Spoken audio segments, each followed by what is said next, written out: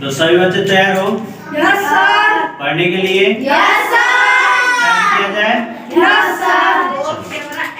ये चैप्टर है properties of parallel lines. ठीक है, इस चैप्टर को पढ़ने से पहले कुछ इसके बारे में कुछ जानकारी पहले मैं दे रहा हूँ। ठीक है, कुछ बेसिक चीज मैं बता रहा हूँ, पहले इस चीज को समझ लेना है और उसके बाद फिर इस चैप्टर को स्टार्ट करता हूँ। ठीक है, तो कुछ बेसिक चीज क्या है बाबू? पहला चीज इसमें समझना है लाइन के बारे में कि लाइन क्या है। ठीक है, ठीक है, उसके बाद लाइन के समझने के बाद लाइन सेगमेंट को समझना है। किसको समझना है? Line segment. ठीक है, और लाइन सेगमेंट जानने के बाद फिर समझना हम लोग को रे के बारे में। ठीक है, और उसके बाद इतना समझने के बाद फिर हम लोग समझेंगे, ठीक है, पैरेलल लाइंस। ठीक है, यानी इसको बोलते हैं हम लोग पैरेलल लाइंस। ठीक है, जिसको हिंदी में हम लोग बोलते हैं इसको समानांतर कोण। हाँ, समानांतर रेखा। लाइन मींस होता है रेखा। ठीक है, इसको मैं हिंदी में भी लिख दे रहा हूँ रेखा। ठीक है, ये हो गया लाइन सेगमेंट। इसको बोलते हैं रेखाखंड। क्या बोलते हैं? रेखाखंड। ठीक है, ये रे मींस होता है किरण। रे मींस होता है किरण, और पैरेलल लाइन होता है समानांतर रेखा। ठीक, इससे पहले एक आता है पॉइंट। क्या आता है? पॉइंट। ठीक है, पॉइंट मींस होता है बिंदु। ठीक है, तो पहले इसको भी हम लोग समझ लेते हैं। ठीक है, अब पॉइंट क्या है? तो पॉइंट का एक सिंपल परिभाषा लोग देते हैं। अगर मान लो कि मैं यहाँ पे ऐसे दे दिया तो क्या हुआ बाबू? पॉइंट हुआ। पॉइंट हुआ ना, बिंदु हुआ। तो इसमें क्या नजर आ रहा है? इसका ना लंबाई नजर आ रहा है, न चौड़ाई नजर आ रहा है, न ऊंचाई नजर आ रहा है। ठीक है, न मोटाई नजर आ रहा है। तो हम लोग इसको कैसे परिभाषित करेंगे कि बिंदु वह क्षेत्र, वह चीज होता है, ठीक है, न जिसका कोई मोटाई होता है, न लंबाई होता है, न ऊंचाई होता है। मतलब एक जहां पे एक हल्का सा ऐसे जैसे पॉइंट, जैसे ये पेन का जो, ठीक है, हाँ, जहां पे एक बिंदु डाल दे। ठीक है, ठीक है, न जिसका लंबाई हो, न मोटाई हो, न चौड़ाई हो, न ऊंचाई, क्या होता है? पॉइंट होता है। तो इसको सभी को पता है। लाइन को हम लोग थोड़ा सा डिफाइन करेंगे कि लाइन क्या होता है, रेखा क्या होता है। ठीक है बाबू, तो रेखा क्या होता है? रेखा होता है कि जिसका ना कोई एंड पॉइंट हो। ठीक है, इसका मान लो दोनों तरफ जिसको हम क्या कर सके, खींच सके, बढ़ा सके। ठीक है, जैसे कि मान लो कि हम लोग यहाँ पे इसका नाम मैं ए और बी रख दिया। यहाँ एरो मैं इसलिए दिया हूँ बाबू क्योंकि एरो जो है ये इस चीज को दर्शा रहा है कि इसको इधर भी बढ़ा सकते हैं, इसको इधर भी बढ़ा सकते हैं। यानी कि दोनों तरफ इसको हम बढ़ा सकते हैं। वो क्या होता है? लाइन होता है, रेखा होता है। ठीक है, तो रेखा में याद रखना कि अगर दोनों तरफ एरो होगा तो समझ लेना कि वो रेखा है। ठीक है, और रेखा खंड क्या होता है? वही रेखा का खंड, टुकड़ा, जिसका एक स्टार्ट पॉइंट और एक एंड पॉइंट होता है। वो क्या होता है? रेखा खंड होता है। ठीक है, जैसे ये और ये, यानी इसका मान मैंने रख दिया, नाम रख दिया ए और बी। समझ रहे हो? जैसे कि मान लो कि इसका मान अगर मान लो कि 5 सेंटीमीटर हो गया तो ये क्या हो गया? रेखा खंड हो गया, यानी कि लाइन सेगमेंट हो गया। ठीक है, अच्छा, अब हम लोग आते हैं किरण यानी रे। तो रे क्या होता है बाबू? जैसे कि प्रकाश निकलता है, चाहे कोई भी लाइट जलता है, कुछ भी, जैसे बल्ब जल रहा है तो इसमें से अनेक रे निकल रहा है। निकल रहा है कि नहीं? निकल रहा है। ठीक है, जैसे मान लो एक बिंदु है तो एक बिंदु से कितने रे निकल सकता है? अनंत निकल सकता है ना जी? हैं? ठीक है, तो ये हो गया बाबू, क्या हो गया? रे। यानी इसको हम लोग ऐसे दर्शाएंगे, एक बिंदु से, ठीक है, माने स्टार्ट पॉइंट से जो चारों तरफ निकल सके ना जी, वो रे होता है। मैंने एक ही पॉइंट से निकले, जैसे यहाँ एक पॉइंट है, यहाँ से इधर भी निकला रहा है, इधर भी, इधर भी, इधर भी, तो इसको दर्शाने का तरीका ये होता है। माने एक तरफ इसका एरो होना चाहिए। क्या होना चाहिए? एक तरफ एरो होगा तो समझ लेना कि ये क्या है? रेखा। जिसके दोनों तरफ एरो हो उसको समझ लेना है कि यह लाइन है, और जिसके तरफ कोई एरो नहीं, एक स्टार्ट पॉइंट एक एंड पॉइंट हो, तो उसको हम क्या समझ लेंगे? लाइन सेगमेंट है। ठीक है, अब हम लोग आते हैं बाबू पैरेलल लाइन, समांतर रेखाएं।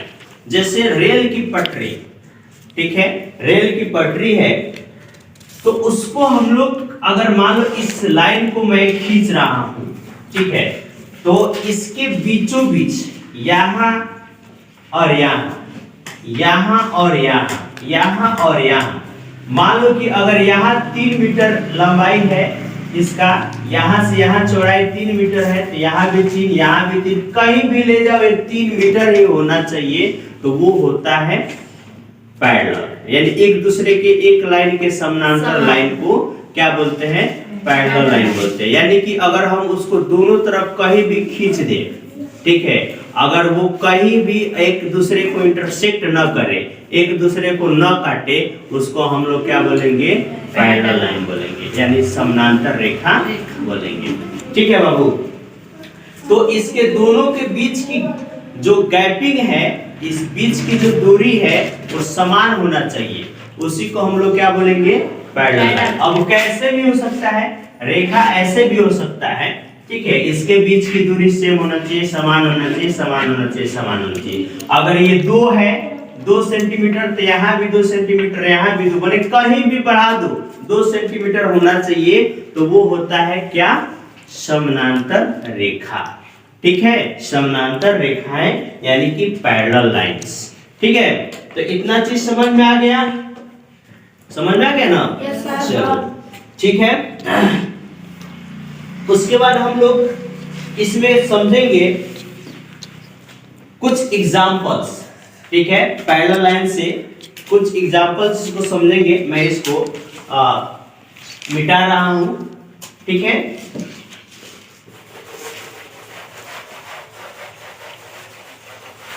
जो बच्चे नहीं उतारे हैं वो फिर इसको घर पे जाकर उतार लेंगे, ठीक है। समझ में आ रही बात ना?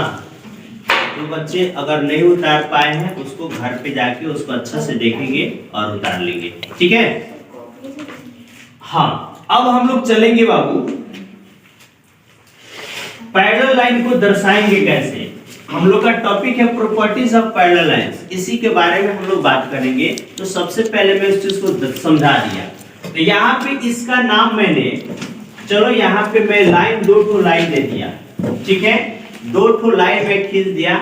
इसका नाम रखा L, इसका नाम रखा M, ठीक है, L और M रखा नाम। तो ध्यान में रखना है कि अगर 2 लाइन हो और वो पैरेलल हो, यानी कि समानांतर हो, बात समझ में आ रही है? 2 लाइन हो अगर समानांतर हो, एक दूसरे के समान अंतर पे हो, उसी को बोलते हैं समानांतर। समान अंतर, ठीक है, समानांतर का संधि विच्छेद करोगे तो क्या होगा? समान अंतर, समान धन अंतर, उसी को बोलते हैं समानांतर। क्या बोलते हैं? समानांतर, ठीक है, पैरेलल, उसी को बोलते हैं समानांतर। समान अंतर यानी कि यहाँ से यहाँ के बीच की दूरी समान होगा, यहाँ से यहाँ के बीच की दूरी एक समान, सबके बीच की दूरी क्या होगा? एक समान ही होगा, ठीक है। अब यहाँ पे हम लोग एक चीज को समझेंगे बाबू, क्या समझेंगे? ध्यान से सभी बच्चे समझेंगे, ठीक है। यहाँ है एक लाइन, मैंने यहाँ पे काट दिया, खींच दिया, जो दोनों लाइन को इंटरसेक्ट कर रहा है, काट रहा है ना दोनों लाइन को, ठीक है। ठीक है, तो इसका नाम मैंने रख दिया P नाम रख दिया। ठीक है, इस बात को जो मैं बताने जा रहा हूं उस बात को ध्यान से समझना है। ठीक है, जैसे ये एंगल जो होता है, ये एंगल इस एंगल के सदैव बराबर नहीं होते हैं। कैसे? जैसे मान लो सभी बच्चे, यहां पे एक लाइन है, ठीक है, मैंने एक लाइन थोड़ा सा तिरछा खींच गया, ठीक है, मैं सीधा कर देता हूं। हाँ, ये लाइन है, ठीक है, ये लाइन है। तो एक लाइन का मान कितना होता है? 180 डिग्री। 180 डिग्री होता है ना। एक लाइन का मान 180 डिग्री क्यों होता है? क्योंकि अगर हम है बाबू वृत्त है, ठीक है, बात को समझना, थोड़ा सा ये सीधा, हाँ ठीक है, कोई बात नहीं, यहाँ पे चलो ये वृत्त हो गया। तो वृत्त हो गया, इसको इंग्लिश में हम लोग सर्कल बोलते हैं। क्या बोलते हैं? सर्कल। ठीक है, ये सर्कल है, इसको मैं समझा रहा हूं। तो एक सर्कल का मान कितना होता है? सभी को पता है कि वृत्त का मान 360 डिग्री होता है ना। 360 डिग्री होता है, 360 डिग्री होता है। और 360 डिग्री को बीचों बीच बांटेंगे तो कितना होगा? ये 180 और ये 180, यानी इसका मान 180 और इसका मान 180। तो बात वही है बाबू, इसका मान कितना है? 180। और इसके बीचों बीच अगर हम काटते हैं तो ये कितना होगा? 90 और ये कितना होगा? 90। बात समझ में आ रही है? मैं कहा किस चीज को समझाना चाह रहा हूं, पहले इस बात को समझ लो। ठीक है, अच्छा, अब एक लाइन है, ठीक है, ये लाइन है और इस लाइन को मैं ऐसे काट दिया, तो यानी मैंने क्या किया? 180 को काटा, ऊपर वाला काटा है ना जी। 180 को ही ना बांटा हूं, तो यानी कि ये एंगल और इस एंगल को दोनों को जोड़ेंगे, इस कोण को और इस कोण को जोड़ेंगे तो कितना होगा? 180 होगा। और ये नीचे भी अगर इसके सीधे खींच दे रहे हैं तो इस एंगल को और इस एंगल को जोड़ेंगे तो कितना होगा? 380 डिग्री ही होगा। नीचे वाला, ये ऊपर वाला, ये नीचे वाला, तो इन दोनों को भी जोड़ेंगे तो 180 होगा, और सबको जोड़ेंगे तो 360 होगा। ठीक है, तो यानी कहने का अर्थ है कि अगर मान लो कि यहाँ इसका मान, ठीक है, 120 है, तो इसका मान कितना होगा? 60 होगा। इसका मान 60 होगा ना। तो जब इसका मान 60 है, ठीक है, तो एकदम इसी के हिसाब से भी आया है ना जी। तो इसका भी मान 60 होगा, इसका मान 120 होगा। बात समझ में आ रही है? इसलिए मैंने यहाँ पे रखा है, अगर ये कोण 1 है, ठीक है, तो कोण 1 के बराबर, मान लो इसका नाम मैंने रख दिया, ऐसे रख दिया 1, इसका नाम रख दिया 2, इसका नाम रख दिया 3 और इसका नाम रख दिया 4। ठीक है, मैंने नाम रख दिया बस ऐसे ही, 1 2 ना रख के मैं चलो ABCD रख दे रहा हूँ। A, ठीक है, ये B, ये C और ये D मैंने रख दिया। ठीक है, तो जो एंगल A है, एंगल A के बराबर कौन होगा? Angle C। एंगल A के बराबर कौन होगा? चलो एंगल भी हटा दे रहा हूं समझने के लिए। A है, ये B है, सॉरी, ये B, ये C, ये D, यानी A के बराबर क्या होगा? C होगा। A के बराबर क्या होगा? C होगा। ठीक है, तो जब ये बराबर होगा, कहने का अर्थ है इस कोण का मान और इस कोण को जोड़ेंगे तब 180 होगा, यानी जितना इसका मान होगा उतना ही इसका मान होगा ना बाबू? हाँ, यानी एंगल डी के बराबर एंगल बी होगा या एंगल बी के बराबर एंगल डी होगा। समझ में आ रही बात? यानी कि हमारे सामने क्या आ रहा है, ए बराबर सी, ठीक है, और क्या आ रहा है, बी बराबर डी। दो चीज हमारे सामने आया, ठीक है। अब देखो, अगर लाइन पैरेलल हो तब पैरेलल लाइन में अगर दोनों लाइन को अगर कोई लाइन इंटरसेक्ट कर रहा है, काट रहा है, इंटरसेक्ट मींस होता है काटना, अगर काट रहा है तो इसका अर्थ क्या है कि इस एंगल के बराबर ये एंगल होगा। बात समझ में आ रही है? क्या होगा, इस एंगल के बराबर ये एंगल होगा, और जब ये एंगल इस एंगल के बराबर ये एंगल होगा तो इसके बराबर ये भी होगा ना? बिल्कुल होगा, क्योंकि जितना मान इसका है डी का उतना ही मान इसका भी होगा। अगर मान लो इसका मान 60 है तो इसका भी मान 60 होगा, और इसका जब 60 है तो इसका भी मान 60 होगा। तो जब ये जितना है उतना ही ये भी होगा ना? यानी कि A B C D E F G H. अब क्या होगा, तुलना करना है, कंपेयर करना है। एंगल डी यानी कि डी के बराबर क्या होगा, एच होगा। समझ में आ रही बात? डी के बराबर एच होगा और ए के बराबर क्या होगा, ई होगा।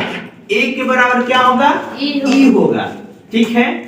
तो जब ये बराबर होंगे तो जाहिर सी बात है कि एच के बराबर एफ होगा, एच के बराबर एफ होगा और ई के बराबर जी होगा। तो जब ये बराबर तो बी के बराबर एफ, बी के बराबर एफ, ठीक है, और यहाँ सी के बराबर जी। सी के बराबर क्या होगा, जी होगा। इतना बात समझ में आ गई?